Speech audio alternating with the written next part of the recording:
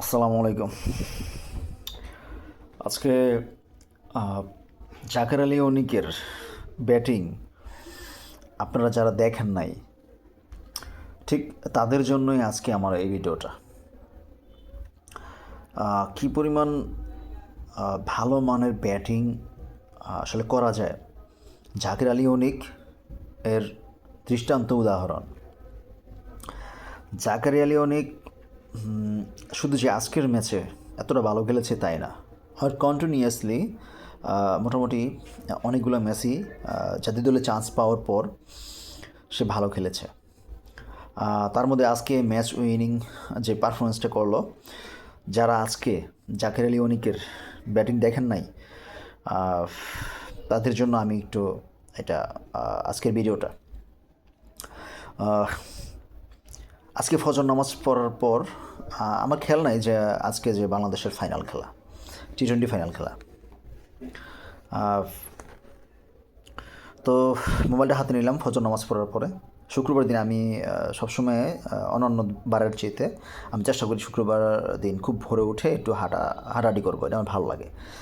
তো আমি মোবাইলটা হাতে নিলাম। মোবাইলটা হাতে নেওয়ার পর সামনেই আসলো বাংলাদেশ টিম খেলা হইতেছে।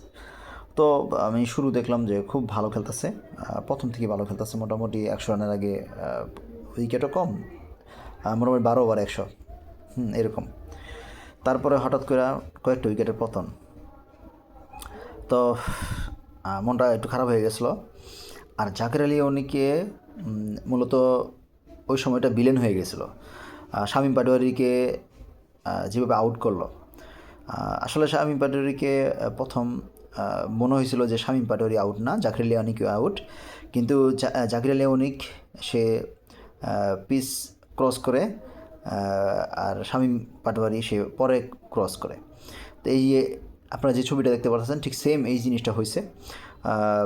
প্রথম জাকের আলী অনিক সে পেভিলিয়নে ফিরে যায়, আর শামীম পাটোয়ারি সে ভাবছিল যে জাকের আলী অনিকই মানে আউট। পরে আবার জাকের আলী অনিকই আবার মাঠে আসে এবং শামীম পাটোয়ারি সে চলে যায়, মানে এরকম নাটকীয় জিনিসটা হয়েছিল। তো আপনারা যারা জিনিসটা দেখেন নাই তাদের জন্য আজকের আমার ভিডিওটা। প্রথম দেখাবো তার রান আউটটা, এরপরও দেখাবো আজকে বিধ্বংসী জাকের আলী অনিকের ব্যাটিং। ওকে, লেটস গো, চলেন দেখি।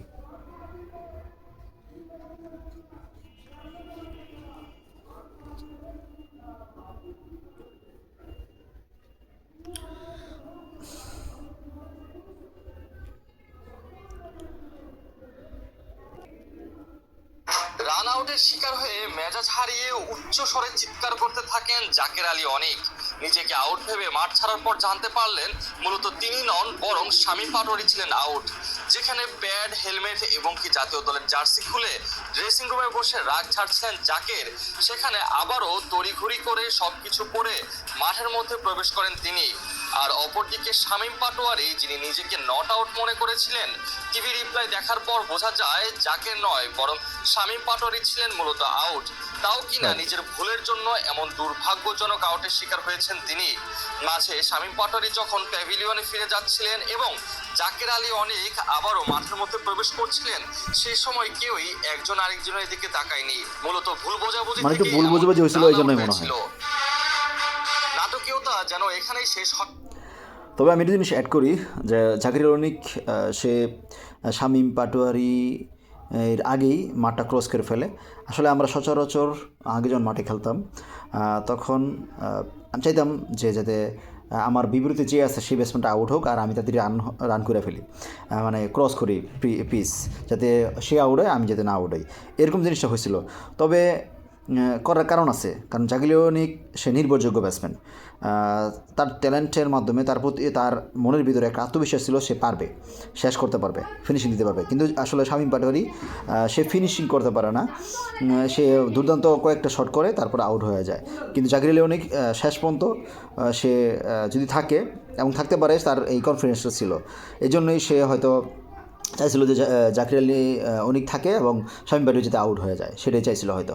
আচ্ছা, যাই হোক, আমি আমার সামনে দেখি।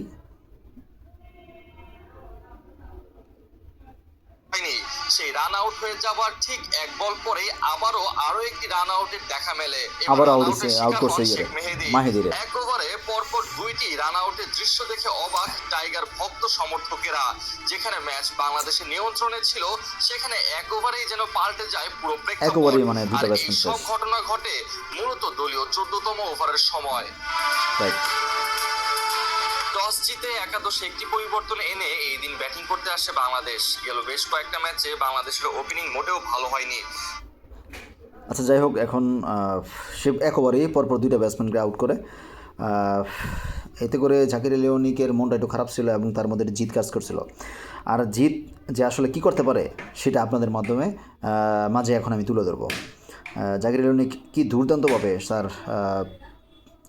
ম্যাচটা সে শেষ করে এবং সবগুলো ওভার শেষ করে যে কী দুর্দান্ত ব্যাটিং করে আপনাদের মাঝে এখন আমি শেয়ার করতেছি এবং দেখাইতেছি।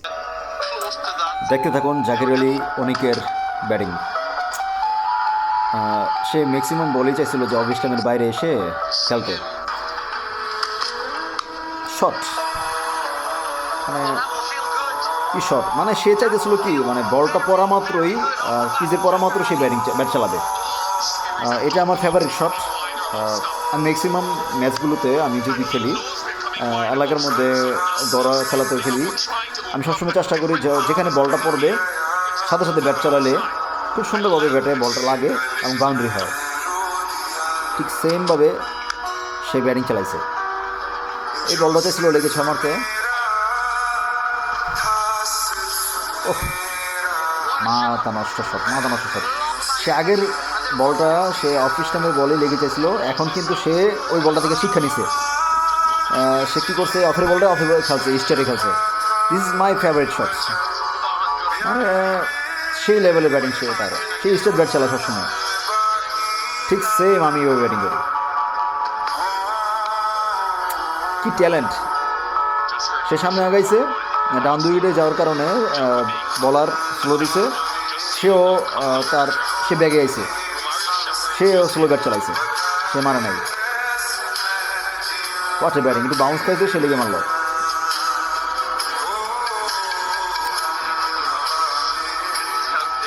ট্যালেন্ট। তার ট্যালেন্টের প্রমাণ পাইছিলাম বিপিএলে। এই দেখেন শট, এটা মেবি প্রায় 100-এর কাছাকাছি গেছিলো। 100 না হইলে হয়তো 97-96 এই বলটা নেওয়া হয়েছিল। দেখেন কি বাদ দেয়, আবার নেওয়া হয়েছিল। মানে এটা ছিল একটা ব্যাটসম্যানের, 100-এর ব্যাটসম্যানের জন্য সবচেয়ে বড় টাইমিং। ব্যাটে একটু ঘুরে গেল, মানে সে যেভাবে চাইছিল ব্যাটিংটা করতে, সেভাবে সে ব্যাটিং করছে। দেখেন ফুলের বলটা সে কীভাবে খেললো।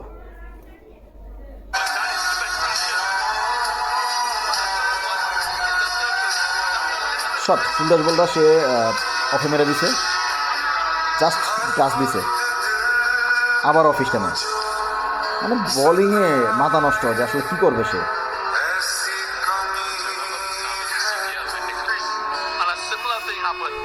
দেখেন ব্যাটটা কেমনে ঝুলে, তার মানে সমস্ত শক্তি তার হাতে আসে।